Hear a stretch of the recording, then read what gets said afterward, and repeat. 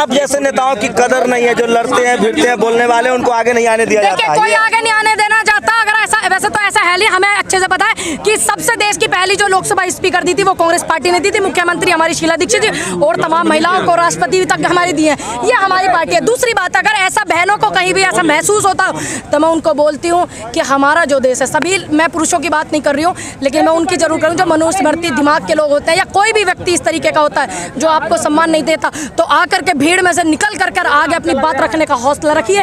ये आपके खुद आपके नेतृत्व को दर्शाता है, ये आपके खुद के विचारों को दर्शाता है। क्या कमी है हम में कि हम नहीं बोल सकते? हम देश की बेटी नहीं है? कांग्रेसी डरे हुए रहते हैं। किसने बोला हम डरते हैं? से डरते हैं। देखिए, हमने बोला, हमने तो कभी नहीं डर महसूस किया।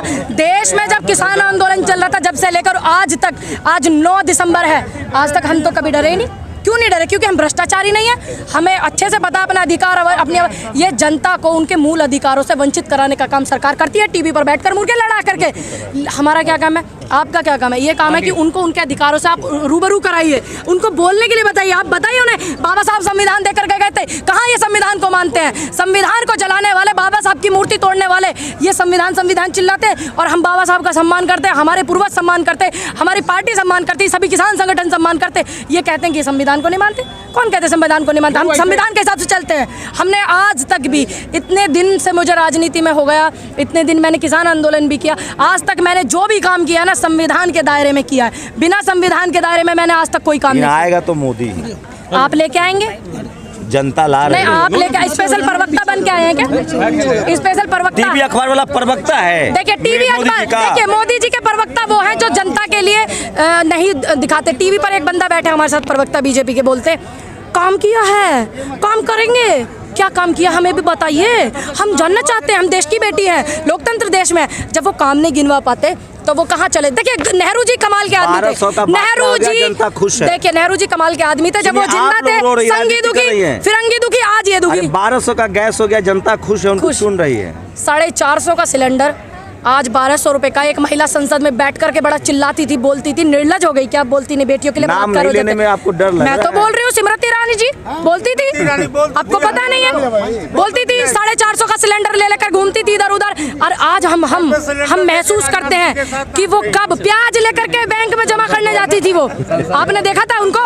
पूरे देश में बैंक में जमा करने प्याज जाती थी भारतीय जनता पार्टी। और हमारे मुख्यमंत्री, पूर्व मुख्यमंत्री राजनाथ जी, वो बैठते थे। मैंने उनको देखा, मैंने उनकी पुरानी फोटो देखी, मैंने कहा ये तो हमारे मुख्यमंत्री, क्योंकि इतना नहीं जानती थी पहले, एक्टिव नहीं थी इतना। मुख्यमंत्री रहे। हाँ, मैं मुख्यमंत्री रहे, ये शर्म की बात। लेकिन एक बात मैं और आपको बताऊं, कुछ लोग भारतीय जनता पार्टी के ऐसे हैं जो किसानों के साथ भी आना चाहते थे, किसानों की बात भी उठाना चाहते थे, लेकिन ये लोग क्या करते हैं, ये जो है अपने सिस्टम, संस्थाओं को उन पे हावी कर देते हैं, लोग डर जाते हैं।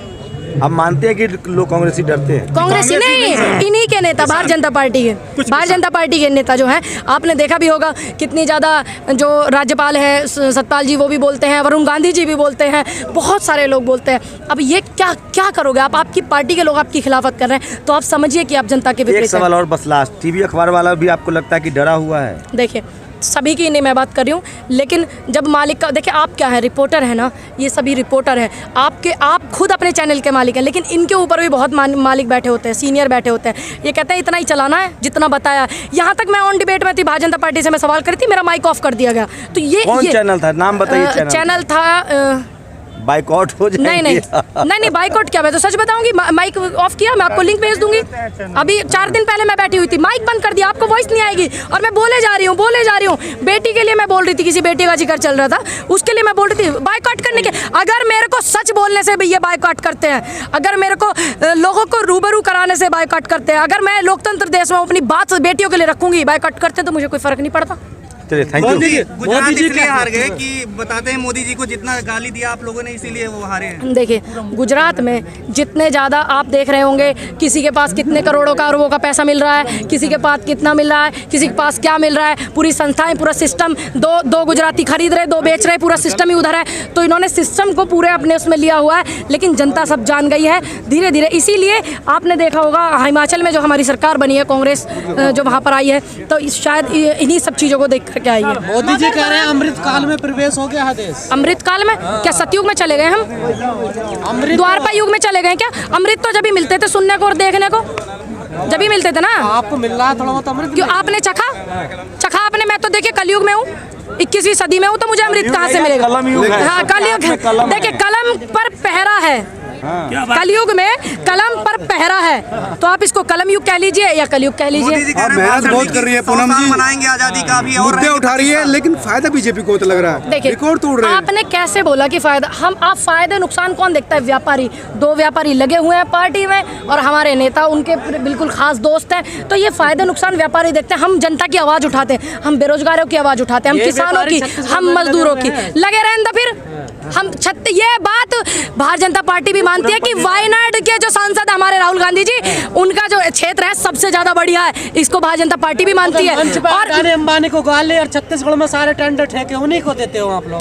किनको देते हैं? उन्हीं को, अदानी अंबानी को। किसने? सुनिए, केंद्र सरकार के हाथ होती है चीजें। राज्य सरकार को, राज्य सरकार को तो ये आपने देखा नहीं, दिल्ली में राज्यपाल को सारे अधिकार दे दिए, राज्य सरकार को सारे अधिकार दे दिए राज्यपाल को, ठीक। और मुख्यमंत्री का क्या वो है? दिल्ली में भी चाहे कोई भी राज्य हो, मुख्यमंत्री जनता की वोटों से बनता है, तो उसके अधिकार में होनी चाहिए सारी चीजें। मैम, हिमाचल प्रदेश में कांग्रेस की सरकार बन गई है, फिर भी कांग्रेस के नेताओं को जो है, विधायकों को है, अलग जगह संरक्षित किया जा रहा है। इतना डर किस बात का है? किसको?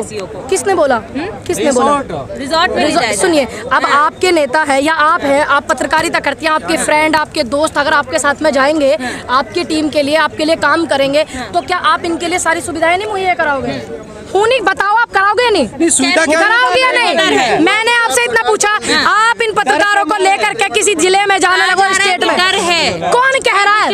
कौन कह रहा है? कौन कह रहा है? कांग्रेस कौन? एक मिनट, ये सुनिए, कौन कह रहा है? कांग्रेस में जो बिके अब तक देखिए, जो बिकने वाले लोग थे वो चले गए। सुनिए, जो जनता के लिए खड़ा रहेगा और जो डरेगा नहीं सिस्टम से, जो इन लोगों के खिलाफ बोलेगा, देश हित में बोलेगा, वो इस कांग्रेस में हमेशा रहेगा और देश की आवाज उठाएगा, और चाहे कांग्रेस में ना भी हो तब भी। और जो डरेगा वो बिक जाएगा, सीधी बात है। हम नहीं बिके ना, हम नहीं डरे ना, लोगों ने इतनी आवाज उठाई, लोगों ने हमारे खिलाफत भी इतनी करी, लेकिन समय के आधार पर समय ने सबके मुंह पे तमाचा मारा। हमारे तो ऐसे पोस्टर वायरल करवाए, पीछे कमल का फूल है कि भारतीय जनता पार्टी के सारे नेता मर गए थे क्या, कि पूनम पंडित को एक कमल का फूल पार्टी ज्वाइन करा, इस तरीके के पोस्टर वायरल कराए। आप मेरा इंटरव्यू करने आए थे, आप मेरा इंटरव्यू करने आई थी, ये मेरा इंटरव्यू करने आई थी। मैंने कहा मैं ज्यादा कुछ नहीं बोलूंगी, बस मैं इतना बोलूंगी, समय का इंतजार है और आप देख रहे हैं कि मैं कहाँ खड़ी हूँ। कब आएगा आपका? मोदी जी कह रहे हैं 25 साल और रहेंगे अभी। 70 साल तक बीच बीच में ये लोग आते रहे और जाते रहे, हम भी आते रहे, तो हमने भी 14 में सोचा, आपने भी सोचा, समय परिवर्तन था, अभी समय परिवर्तन है। लोकसभा आपको किसने बोला? इतना शोर मचा रही है, मैं तो पहले से ही मचा रही हूँ, मोदी जी, मैं तो पहले से ही मचा रही हूँ। मैं तो जब आंदोलन में बैठी थी, मुझे तो राजनीति का रह भी नहीं पता होता था, मैं तो तब से देश के किसानों के लिए शोर मचा रही हूँ। अलग चीज है, चीजें सीख जाते हैं, सीख गई ना, सीख गए, सीखना चाहिए। अगर देश के हित में लड़ना, किसानों की आवाज उठाना, बेटियों के साथ संघर्ष करना, बुजुर्गों के साथ खड़े रहना अगर राजनीति है, तो इस तरीके की राजनीति मैं पसंद करती हूँ, बिल्कुल करूँ। स्थिति ठीक नहीं है मैडम, आप किसने बोला नहीं है ठीक? आप देखिए, ये तो आप देख रहे हैं, एक 2 रिचार्ज हो रहे हैं, एक छोटा पैकेट यात्रा कर रहे हैं और हिमाचल प्रदेश में सीएम रेस के लिए लड़ाई चल रही है, तो ये किस तरह? अरे ये आपको लग रही है सबके विचार रख के सीएम भी डिक्लेयर होंगे, घबराओ मत। पूनम पंडित देश के किसान से अलग तो है ही नहीं ना। अखिल भारतीय किसान कांग्रेस आज यहाँ पर आक्रोश रैली कर रही थी। क्या जरूरत पड़ गई 1 साल बाद आक्रोश रैली की, जब बीजेपी पहले ही बोल चुकी थी कि हम तो बिल वापस ले चुके? देखिए, आप ये बोले जा रहे हैं बिल वापस ले लिए, किसान को मूर्ख बनाने का काम भारतीय जनता पार्टी ने किया था। इन्होंने कहा था कि हम जो है एमएसपी लागू कर देंगे, स्वामीनाथन रिपोर्ट कर देंगे, किसानों को शहीदी का दर्जा देंगे और किसानों को जो है सम्मान देंगे, और उत्तर प्रदेश लखीमपुर कांड जो हुआ था उनके दोषियों को जो है उसको पद से हटा देंगे, अजय मिश्रा, टैनी। इन्होंने इनमें से कोई काम नहीं किया है। क्या पैसों से किसी के जान आप ला सकते हैं वापस? नहीं ना। तो इन्होंने गुमराह करने का काम किया।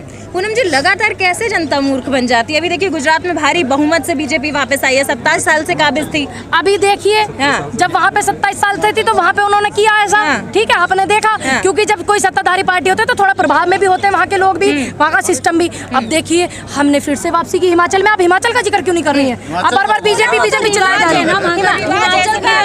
देखिए, रिवाज तो उत्तर प्रदेश में भी था इस तरीके का, उत्तर प्रदेश में भी तो एक रिवाज था, लेकिन यहाँ पे उत्तर प्रदेश में इन्होंने जनता को बूढ़ बनाने में दोबारा कामयाब रहे। लेकिन आप देख रहे हैं पार्लियामेंट सेशन चल रहा है, वहाँ उठाइए, रोकी सरकार। अब हम तो कह रहे हैं, हमें तो वे मना कर रहे हैं पुलिस वाले, नहीं मैडम आप वहाँ नहीं जा सकते, हमारी ड्यूटी का सवाल है। मैं तो यहाँ आने से पहले पार्लियामेंट में हमारे नेता उठाते हैं, ये मत कहिए नहीं उठाते हैं, उठाते हैं। हमने तो बोला जी हमें 2 मिनट कुछ जाने दो पार्लियामेंट में, मैडम हमारी नौकरी, बीवी, बच्चे, घर परिवार। ये गुजरात में कांग्रेस नजर नहीं आई, विलुप्त होती नजर आई। इस बार पूरी टक्कर आम आदमी पार्टी और बीजेपी के बीच नजर आई। आप देखिए हमारे लोगों ने सभी मेहनत करी। सुनिए देखिए, अगर आम आदमी पार्टी टक्कर देती तो उनकी 4 सीट नहीं आती, 75% जो उनके जो है 5-6 सीट जो भी आई है ना। अरे सुनो, लेकिन हमने पूरी मजबूती से लड़ा जब तो। मगर आप तो विलुप्त हो गए ना। किसने बोला विलुप्त हो गए? हमारी सरकार है भाई, 2-3 राज्यों में गठबंधन की हमारी सरकार है। भारतीय जनता पार्टी की 2 सीटें होती थी देश में, जब तो आप बोलते नहीं थे 150 से ज्यादा लेकर आए हैं। अब देखिए, जब आप देश में 2 सीटें थी भारतीय जनता पार्टी की पूरे देश में, है ना, जब हम इनको नहीं बोलते थे कि तुम लुप्त हो रही, क्यों? क्योंकि हमारे नेता इतने अच्छे और इतने ईमानदार थे, उन्हें अच्छे से पता था कि देश में पक्ष और विपक्ष जरूरी है, ताकि विपक्ष जनता की आवाज उठाए। ये विपक्ष को लुप्त करके सिखा कर रही है, तभी तो बार-बार आ रही है ना। तो इन लोगों का इतने लिए देश में आंदोलन कर रही है। भारत जोड़ो साउथ में चल रहा है, गुजरात में क्यों नहीं चला? इधर भी चलेगा भाई, गुजरात वाला।